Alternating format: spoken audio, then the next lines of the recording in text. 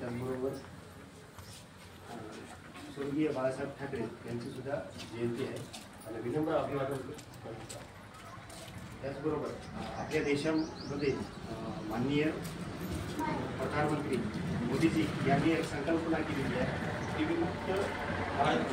यामध्ये 100 दिवसाचे कॅम्पेन आयोजित केलेलं आहे, ज्यामध्ये आपल्या देशात टीबीचे रुग्ण खूप मोठ्या प्रमाणात आहेत.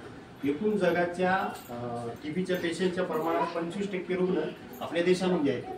तर याचं निर्मूलन करणं हे शासन आपल्या परीने करतच आहे. त्याचबरोबर आपली सुद्धा सर्वसामान्य नागरिक असो की रुग्ण असो या सर्वांची जबाबदारी आहे की या आजाराचा सामना करण्यासाठी आणि याचं निर्मूलन करण्यासाठी आपलंही यात योगदान असावं. तर आता सुरुवातीला एक टीबी म्हणजे काय, त्याचे उपचार काय, लक्षणे काय आणि त्याचं निर्मूलन कशा प्रकारे करावं याबाबत आपण एक माहिती आपल्याला सादर करतो. टीबी म्हणजे काय बघा, एक मायक्रोबॅक्टेरियल ट्युबरक्युलोसिस नावाचा एक जीवाणू असतो. तो माणसाच्या शरीरात गेल्यानंतर टीबी होतो आणि ते कशाच्या माध्यमातून जातो, तो हवेच्या माध्यमातून. म्हणजे थुंकी असो किंवा शिंक असो याच्या माध्यमातून जेव्हा ते रुग्ण ज्याला टीबी झालेला आहे हे त्याने शिंकलं किंवा थुंक त्याचं जाते फुटतो, ते हवेत मिसळते ते जीवाणू आणि इतरांना होतो. म्हणजे एक व्यक्ती 100 लोकांना ते 1000 लोकांपर्यंत त्याला टीबी करू शकतो जर त्यांना जर उपचार नाही घेतला तर. याची लक्षणे काय असतात, तर एक मंद अशी ताप राहते, संध्याकाळच्या थकवा येतो. मुख्य 4 लक्षणे ध्यानात ठेवायची. एक मंद ताप राहते, खोकला राहते 2 आठवड्याच्या वर खोकला, 2 आठवड्याच्या वर ताप, छातीत दुखते, भूक मंदावते म्हणजे भूक आपल्याला लागत नाही त्या रुग्णांना, आणि वजन सुद्धा त्याचं खूप घटते. हे असे एक 4 लक्षणं ध्यानात ठेवायचे. असे लक्षणं जर दिसून आले तर आपल्या जवळच्या आरोग्य केंद्रामध्ये जायचं आणि डॉक्टरांच्या सल्ल्याने जे काही तपासण्या होतात त्याचे जे काही उपचार आहेत ते डॉक्टरच्या सल्ल्याने घ्यायचे आहे. त्यामध्ये कसं राहते बघा, आपण त्याची तपासणी कशी राहते, डॉक्टर सल्ला देतात. थुंकीची एक तपासणी राहते, एक्सरे राहते. फक्त आपलं सहकार्य असो आणि वेळेत जाऊन उपचार घ्यावा.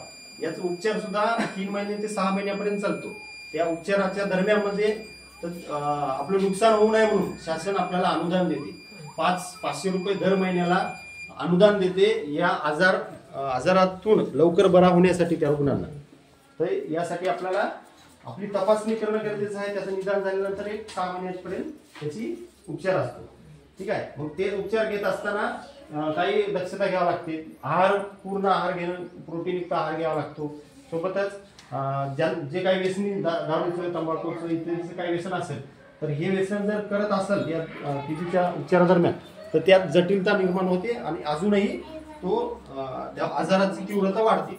त्यासाठी हे एक टाळायचं असते. आता हे आजार गोरगरिबांना खूप मोठ्या प्रमाणात होतो.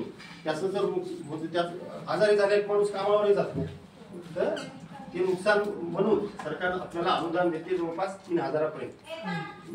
आपली जबाबदारी शासन आपल्या परीनं याचं निर्मूलन करण्याचा प्रयत्न करतो. आपणही यात सहभाग होणं गरजेचं आहे. असे काही 4 लक्षण कुठले आहेत आपण सांगा. कुठलं एक लक्षण सांगा, समजेल का मी? कुठलं लक्षण राहते टीबीचं? काय राहते? ताप येते. किती दिवस? 8 दिवस ताप येते. 2 आठवड्यापर्यंत ताप राहते. दुसरं खोकला राहतो. किती दिवस? 2 आठवड्यापर्यंत. दुसरं काय होते?